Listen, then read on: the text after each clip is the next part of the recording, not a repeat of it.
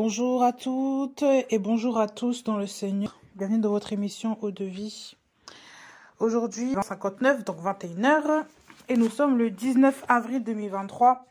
Vous soyez bénis dans le nom de Jésus. Je voulais partager avec vous aujourd'hui une courte exhortation sur la sagesse. Ça m'est encore venu aujourd'hui. Dieu me parle encore de la sagesse. Il me dit de parler sur la sagesse. Et on va prendre un verset ensemble sans plus tarder. De Proverbe 4. Proverbe 4. Versets 7 à 8. Et on relira d'autres versets ensuite par la grâce du Seigneur. Donc Proverbe 4, versets 7 à 8. Je lis. La principale chose, c'est la sagesse. La principale chose, c'est la sagesse. Acquiert la sagesse et avec toutes tes possessions, acquiert l'intelligence. Et avec toutes tes possessions, c'est ça, acquiert l'intelligence. Exalte-la et elle t'élèvera. Elle te glorifiera quand tu l'auras. Déjà, la sagesse, c'est qui? Dieu s'expose comme la sagesse. Il se dit être la sagesse. Il est la sagesse. Ça veut dire qu'il se définit comme la sagesse en elle-même. Et quand vous relirez les proverbes, on parle beaucoup de sagesse et dans certains, dans même des chapitres, Dieu se révèle comme la sagesse, comme celui qui a tout créé. Ça veut dire que la sagesse est le fondement, la fondation de la vie de tout homme. Un homme qui ne veut pas bâtir avec la sagesse, c'est un homme déjà qui va être dans le mauvais sens, qui va être insensé, qui n'aura pas de direction. Et même si il a une direction, ce n'est pas la bonne. Parce qu'il n'est pas fondé sur la sagesse. On vous dit ici, dans le verset 7, la première chose qu'on dit, la principale chose. On n'a pas dit une des principales choses. On a dit la principale chose. La principale chose. Ça veut dire qu'il n'y a qu'une seule. On la pointe du doigt. La principale chose, c'est la sagesse. Donc beaucoup d'hommes, beaucoup de théoriciens, beaucoup de pasteurs, beaucoup d'évangéliques, je ne sais quoi, veulent mettre autre chose, une autre fondation, si ce n'est que Christ. Mais Christ est la seule fondation. Et celui qui veut mettre un autre fondement, celui qui veut nous parler d'une autre doctrine, n'est pas de Christ. Christ est la seule fondation d'un homme. Ça veut dire que l'argent n'est pas une fondation. Ta maison n'est pas une fondation. Ton pasteur n'est pas une fondation. C'était marqué où que, soi-disant, on doit plus compter sur les hommes que Dieu même. Aujourd'hui, il y a beaucoup de choses, il y a beaucoup d'évangiles qui nous parlent d'évangile de la prospérité, non seulement, qui dit que il faut faire un don et Dieu vous donnera ça. Si vous donnez tel argent, vous aurez ça. C'est marqué dans... Attendez, montrez-moi dans quelle Bible est-ce que lit ça. C'est quoi ça? Et on va vous inventer toutes sortes de théories pour vous bourrer le crâne. Et ce sont des mensonges qui sont falsifiés, qui sont appuyés sur aucune preuve biblique. Aucune preuve biblique. On fait croire et on vous dit que si vous posez tel argent sur je sais quoi, en gros, c'est ça qui va faire que vous serez des hommes riches, vous serez des hommes bénis, vous serez des hommes, voilà, que Dieu va écouter. On va vous inventer toutes sortes de mensonges pour vous garder sous une coupe, sous une, je sais pas, comme dans une casserole. On ne fait pas vous enfouir parce qu'il y a des remparts de fausses doctrines partout. Et ça, dans beaucoup d'assemblées, maintenant, ça commence à se multiplier. Pourquoi? Parce que la vie devient de plus en plus dure et parce que les gens s'ennuient. Et pour qu'ils contrôlent encore les gens, on va leur sortir toutes sortes de belles paroles, toutes sortes de fables, etc. Et vous pensez que ça, c'est normal? En quoi est-ce que ça, c'est chrétien? En quoi est-ce que ça, c'est biblique? Dieu a même dit dans sa parole, Jésus-Christ a dit qu'il ne faut pas s'amasser des richesses de cette terre. Ne vous amassez pas des richesses de cette terre. Parce qu'il y a la teigne et le voleur qui sont là, qui vont percer, qui vont voler. Il y a la rouille qui va arriver. Mais beaucoup aujourd'hui de gens sont contraires. Et les chrétiens, pourquoi les chrétiens sont pris dans ce lot-là?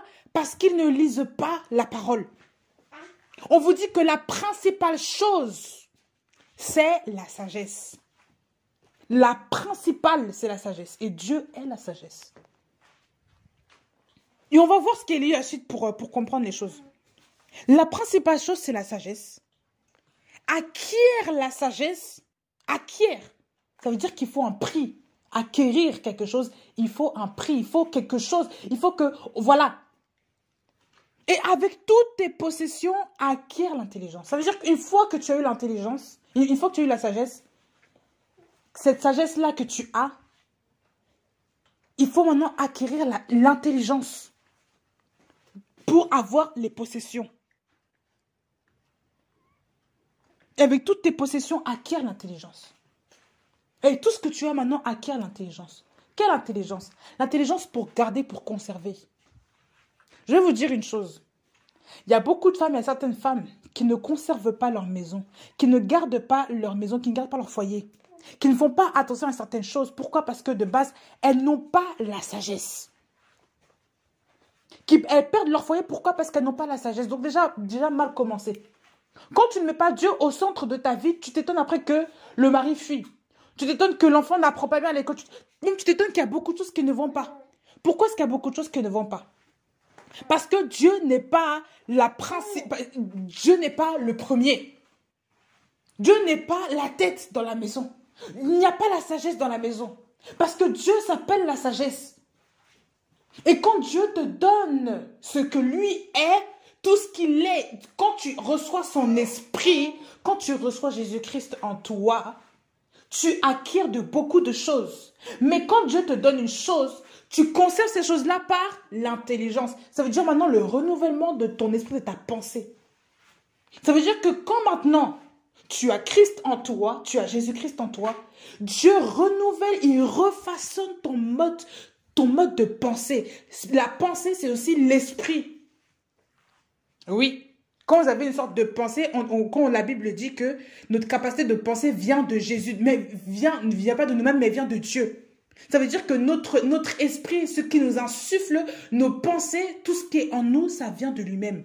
C'est parce que c'est l'esprit de Dieu qui nous pousse à avoir ces pensées-là. Ce n'est pas notre esprit. Quand vous avez des pensées impures ou je ne sais quoi, c'est parce qu'il y a un esprit qui vous insuffle ces pensées-là. Ça veut dire que penser aussi est égal aussi au mouvement spirituel, à l'esprit.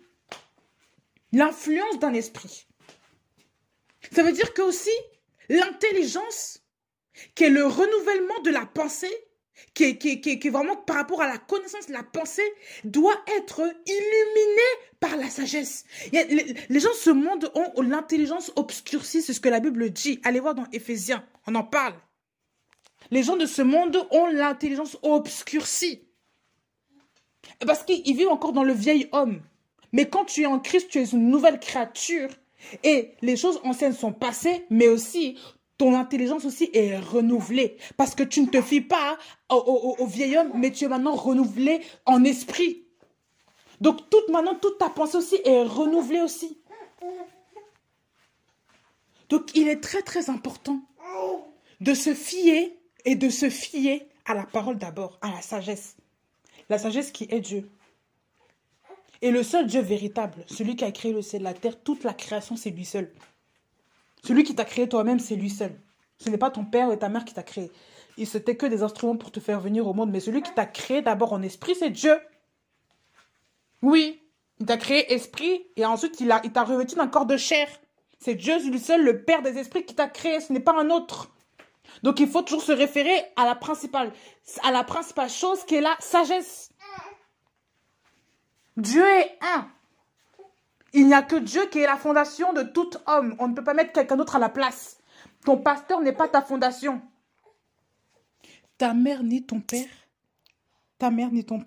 n'est pas une fondation. Quand tu es petit, on peut comprendre qu'encore tu t'appuies encore sur papa-maman, tu es encore chez papa-maman, c'est tout à fait normal. Dieu a fait ça exprès aussi.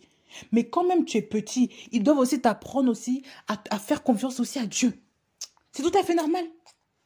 Et encore plus quand tu es adulte, quand tu es parent, maintenant tu commences à grandir dans le Seigneur, tu dois comprendre que la seule personne qui doit être le premier dans ta vie, c'est pas ta fiancée, ton fiancé ou ton mari, ta femme, tes enfants, c'est Dieu. Il n'y a que Dieu en qui on doit se confier. Et c'est Dieu qui donne les possessions et c'est grâce au renouvellement de l'intelligence, voilà là, que tu peux garder ce que tu as. Beaucoup de gens après s'étonnent. Parfois, il y a des chrétiens, ils sont là. On se dit chrétien. Oui, on se dit avoir le Saint-Esprit. Mais quand Dieu nous donne des choses, on ne garde pas. Pourquoi? Parce que notre esprit aussi comment dire, nos pensées sont conformes aux pensées de ce siècle-là. Avec qui est-ce que tu passes ton temps? Avec qui est-ce que tu traînes? Si tu traînes toujours avec des personnes qui ont toujours des mentalités basses, qui ont toujours des pensées un peu obscures, tu auras aussi ces pensées-là. Donc tu ne peux pas donc tu ne peux pas t'élever, tu ne peux pas, entre guillemets, devenir une personne influente. Pourquoi? Parce qu'il y a toujours des personnes qui t'influencent. Donc il faut faire aussi attention aux compagnies qu'on a. Les mauvaises compagnies aussi vous corrompent. C'est ce que la Bible dit. Les mauvaises compagnies corrompent les bonnes mœurs. Quand tu as le Saint-Esprit, parfois il faut savoir dire non à certaines compagnies qui sont un peu infructueuses pour toi, qui sont bizarres. Il y a des gens qui ne sont pas purs. Il ne faut pas se mélanger avec des gens comme ça.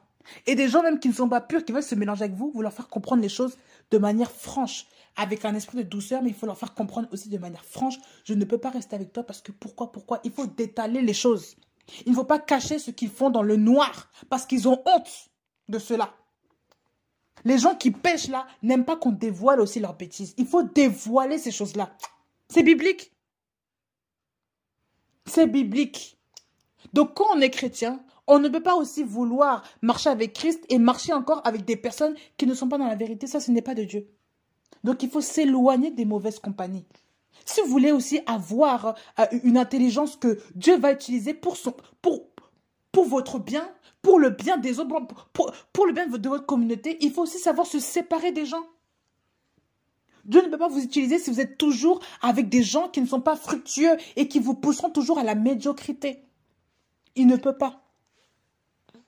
Parce que Dieu est pur. Dieu ne se mélange pas. Il ne se mélange pas avec Satan. Dieu ne fait pas des alliances je sais pas, avec les gens de ce monde-là. Non. Il faut être pur. Il faut être sage. Refléter Dieu sur terre, c'est ça. Ne pas être dans la corruption, dans la promiscuité. Savoir aussi s'éloigner des gens de mauvaise vie. C'est ça. Il faut savoir aussi dire aux gens ce que tu fais là n'est pas bien. C'est ça aussi.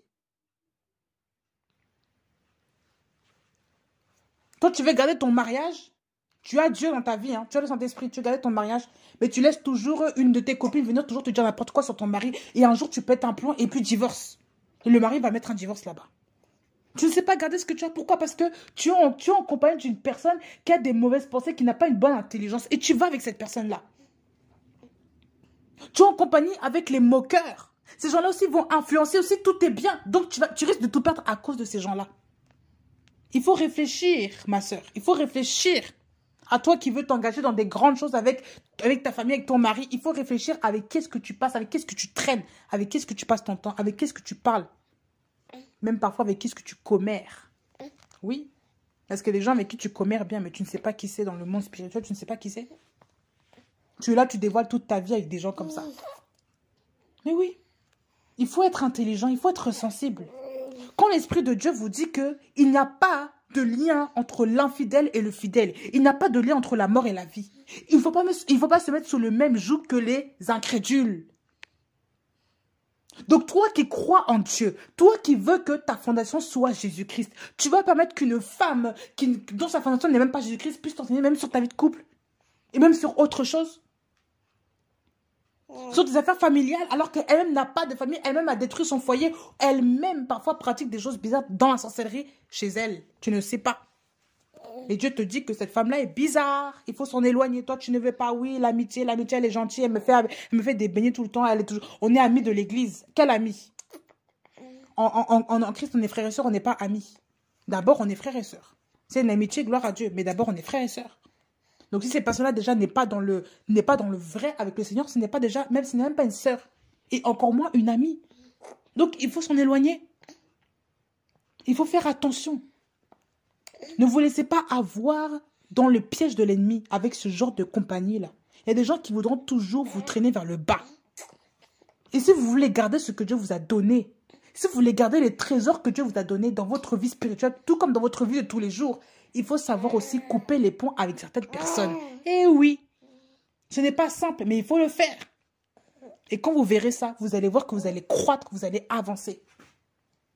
Et plus vous marchez avec Dieu, plus Dieu va vous aiguiser aussi. Et plus Dieu va vous séparer des gens qui sont infructueux, improductifs et qui vont vouloir vous tendre des pièges.